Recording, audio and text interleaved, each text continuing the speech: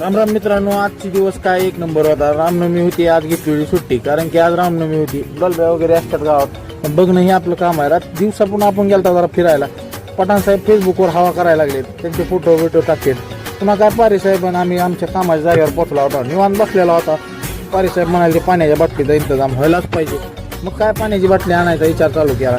मी म्हणलं मला बी स्वतःला दाखवतो, मी सगळ्याला दाखवण्यापेक्षा. पुन्हा माझं एक जणांसंग काम होतं, तिथे गेलो आणि पुन्हा काय नर्सरीमध्ये आलता. फणसाचं झाड बघितलं की आपल्याला तर भयानकच वाटलं. म्हणलं आपल्या शेतात लावावं लागतं. राजभाऊ म्हणले लॉनचं गवत घ्यायचं आपल्याला. पुन्हा ही आमची मित्रमंडळी बी आली, ही गाडगे साहेबांचं पाप.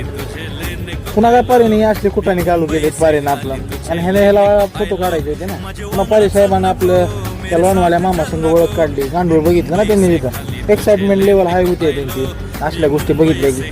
त्यामुळे काय दोघं जण बसले होते डावसाडावी करत. पुन्हा काय सगळं गाडी टायर भरलं, निघाला घराकडं मस्त.